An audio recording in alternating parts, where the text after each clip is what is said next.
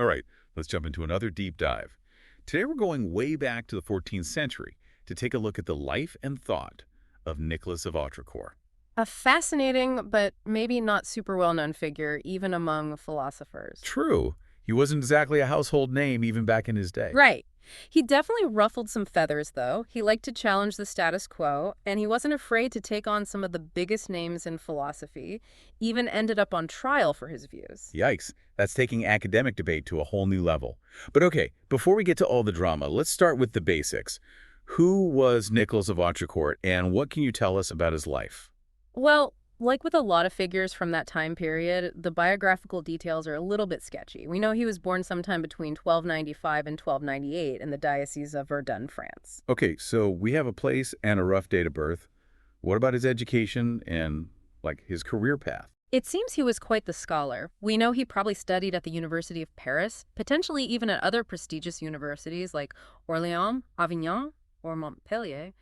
So he was definitely well educated. Got it. So a real academic high flyer. What kind of positions did he hold? He had a few different roles over the years. He served as prior at the Sorbonne for a time, and later he became a canon at Metz Cathedral. Pretty impressive, right? Yeah, sounds like he was on track for a pretty successful career in the church. You'd think so. But there's a twist. In 1347, he was actually put on trial for his philosophical views. Wait, hold on. A trial for philosophy? Seriously? Yeah. What were the charges? Well, officially, he was accused of false teachings, which was basically a catch-all term for ideas that the church considered heretical or dangerous. So, like, having the wrong opinions could get you into some serious trouble back then, huh? Yeah, things were a bit different in the 14th century. To give you an idea of how seriously they took this, some of his writings were actually burned. Wow, they really went all out. So, what were these false teachings that got him into so much hot water? What was it about his philosophy that was so controversial? Well, he was a real thorn in the side of the Aristotelian establishment. Aristotle's ideas were pretty much the gold standard in philosophy back then, and Nicholas had the audacity to challenge some of the most fundamental tenets of Aristotelian thought. Okay, now you've got my attention. Give us the juicy details. What exactly was he challenging? One of the big ones was the whole substance-accident distinction. This was a core concept in Aristotelian metaphysics, and Nicholas went right for it. Substance accident, substance accident. Okay, remind me what that is again. It's been a while since my intro to philosophy class. No problem. It's the idea that every physical object has two fundamental aspects. The substance, which is like the underlying essence of the thing, and the accidents, which are the particular properties or qualities that we perceive with our senses. Right, right. So like if we take an apple as an example, the appleness itself would be the substance, and the color, the shape, the taste, those would be the accidents. Exactly, you've got it. But Nicholas argued that we can only directly experience the accidents, the sensory qualities, not the substance itself.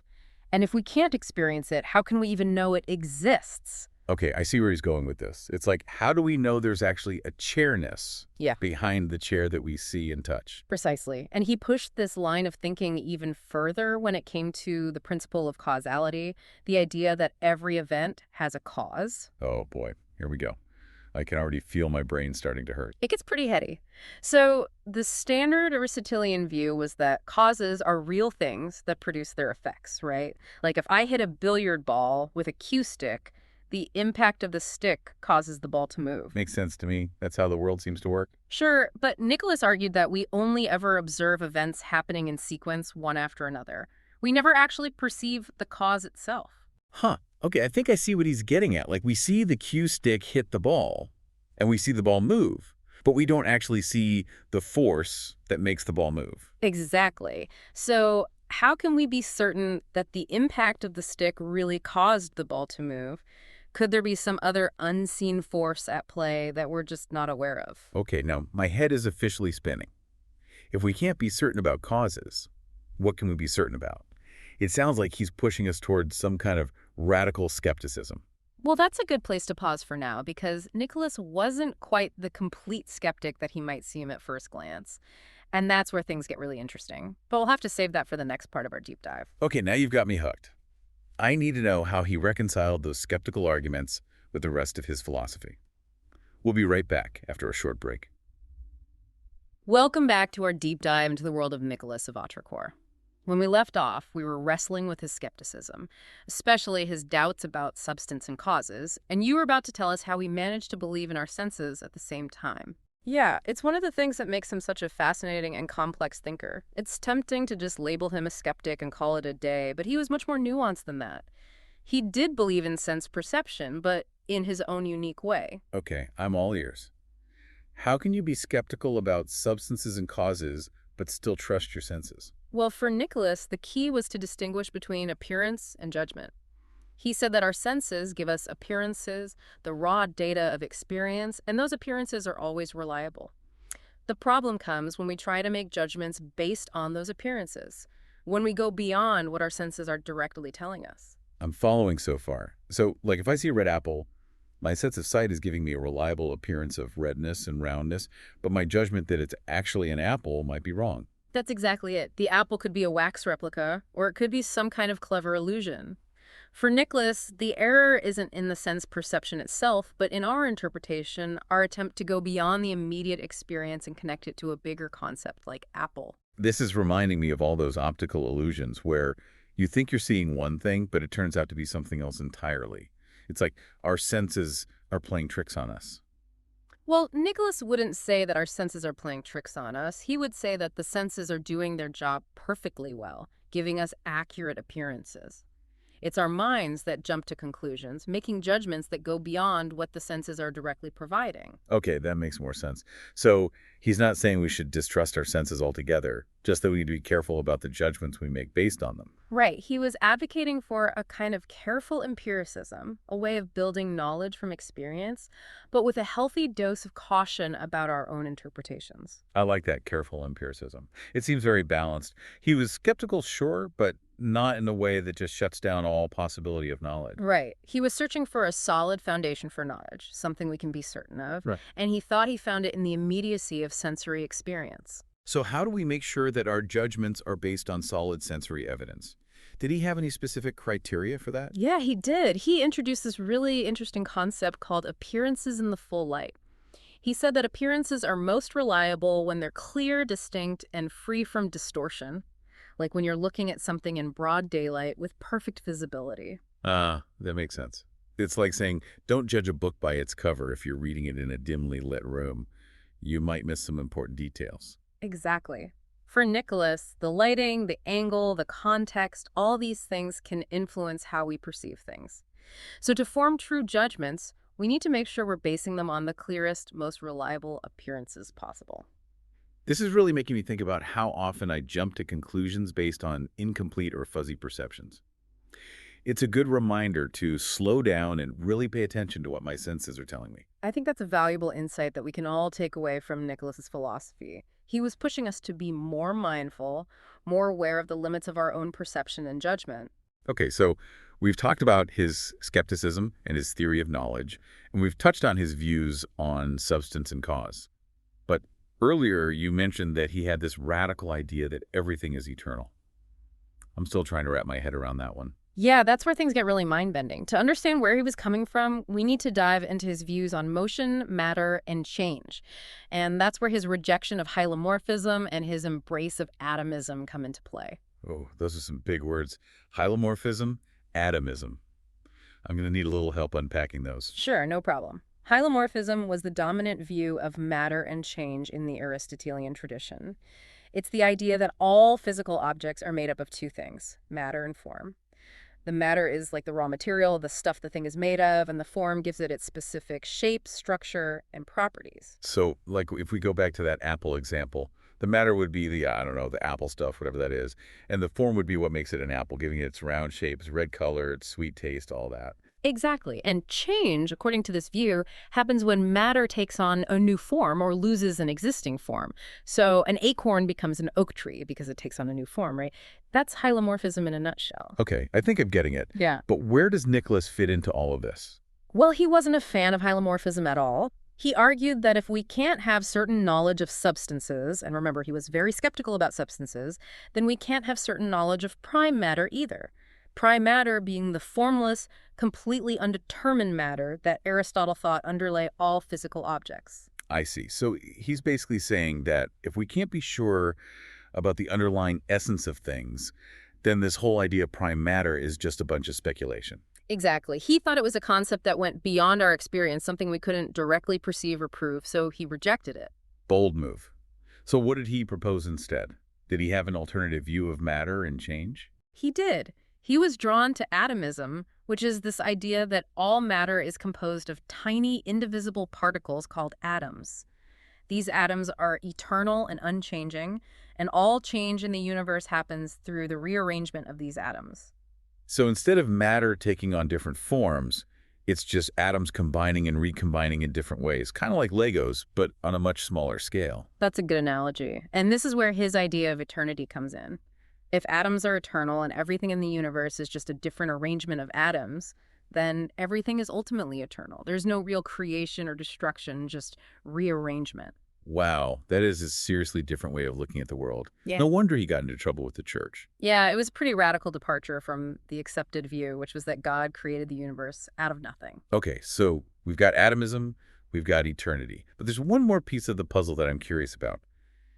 If everything is made up of these tiny, indivisible atoms, what does that mean for space and time?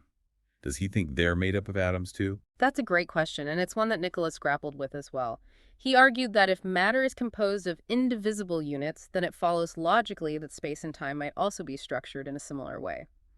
So he proposed that space is made up of indivisible points, and time is made up of indivisible instants. Wait, so he's saying that there are no smooth, continuous lines or curves, just a bunch of tiny dots, both in space and in time. My brain is officially fried. It's definitely a challenging concept to wrap your head around.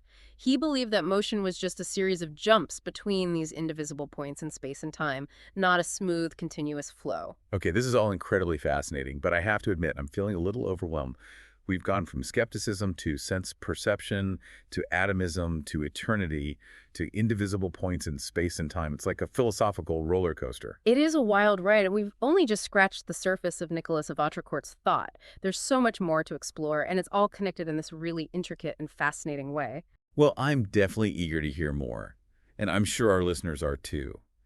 But I think we'll have to save the rest for the next part of our deep dive. Join us next time as we continue to delve into the mysteries of Nicholas of Autrecourt's philosophy. And we're back for the final part of our deep dive into the world of Nicholas of Autrecourt. We've covered a lot of ground, from his skepticism about substance and cause to his fascinating theory of knowledge based on appearances in the full light and even his radical atomism, Yeah, it's been quite a journey, and I think we've all had our minds stretched a bit in the process. to say the least. But there's one more thing I'm curious about before we wrap things up. We've talked about how controversial his ideas were, but I'm wondering if there were any thinkers back then who actually agreed with him or at least saw some merit in his arguments. You know, that's a really good question. It's easy to focus on the negative reactions to his work, especially since he did end up on trial. But it's important to remember that he was part of a vibrant intellectual community in 14th century Paris. Right, so he wasn't just some lone wolf shouting his ideas into the void. Exactly. He was engaging in lively debates with other philosophers, some of whom were also pushing the boundaries of traditional Aristotelian thought. So it's likely that some of his contemporaries found his ideas intriguing, even if they didn't agree with everything he said. It would be interesting to know who those sympathetic thinkers were and how they incorporated his ideas into their own work. Absolutely. Unfortunately, tracking down those connections is a bit like detective work, piecing together fragments of evidence from different texts and historical records. Sounds like a fascinating research project for someone. Definitely. But even without knowing all the details, it's clear that Nicholas was part of a larger conversation, a kind of back and forth exchange of ideas that helped to shape the intellectual landscape of his time. Like a medieval version of Twitter, but with more nuance and fewer trolls. Uh-huh. Yeah, something like that. But in all seriousness, I think it's important to see him in this context as a participant in these lively debates, not just as a solitary figure who was condemned for his radical views. Right. He was a catalyst for deeper thinking, even if some people found his ideas uncomfortable or even dangerous. Exactly. And that brings us to a really interesting question about his legacy. How has his work been received by philosophers over the centuries? Has he been largely forgotten, or has he continued to influence later thinkers? It's amazing to think that ideas from the 14th century could still be relevant today. I know, right? But philosophy has this incredible power to transcend time and place. The questions that Nicholas was grappling with, questions about knowledge, reality, perception, they're still relevant to us today, even if the way we approach them has changed. So where does Nicholas fit into all of this? Has he been relegated to the footnotes of history, or has he had a lasting impact? Well, I'd say it's a bit of both. For a long time, he was definitely overshadowed by some of the bigger names in the history of philosophy. But in recent decades, there's been a renewed interest in his work, as scholars have recognized the originality and sophistication of his arguments. So he's having a bit of a comeback. That's great to hear. What's driving this renewed interest? Well, I think there are a few factors at play. One is that contemporary philosophers are increasingly interested in the history of philosophy and the ways in which ideas from the past can inform our current thinking. Another is that Nicholas's work resonates with certain contemporary philosophical trends like skepticism and naturalism. Okay, that makes sense. So what are some of the key takeaways from Nicholas of Autrecourt's philosophy that might be relevant to philosophers and maybe even non-philosophers today? I think one of the biggest takeaways is the importance of questioning our assumptions. Nicholas was constantly pushing his contemporaries to think critically about what they thought they knew, to examine the evidence for their beliefs, and to be open to the possibility that they might be wrong. He sounds like the kind of professor who would keep his students on their toes. No easy answers allowed. Definitely not. He would have challenged them to think for themselves and to justify their positions with solid arguments. And I think that's a valuable lesson for all of us, regardless of our philosophical background. Another thing that struck me about his philosophy was his emphasis on sense experience. He might have been skeptical about abstract concepts like substance and cause, but he had a real appreciation for the power of our senses to give us knowledge of the world. Yeah, he was a strong advocate for grounding our beliefs in what we can directly perceive, which connects his work to later developments in empiricism and even to the scientific method. So even though he lived in the 14th century, his ideas have a surprising amount of resonance with modern thought. It's a reminder that the big philosophical questions, the questions about knowledge, reality, and our place in the universe, these questions are timeless, and the answers that we come up with often have unexpected connections across time and intellectual traditions. Well, I think it's safe to say that our deep dive into the world of Nicholas of Autrecourt has been a resounding success. We've explored his skepticism, his theory of knowledge, his metaphysics, and even a bit of his philosophy of language. And we've seen how his ideas continue to provoke and inspire us today. It's been a real pleasure joining you on this intellectual adventure. Likewise. And to our listeners, thank you for joining us on this deep dive into the fascinating world of Nicholas of Autrecourt. Until next time, keep those philosophical gears turning.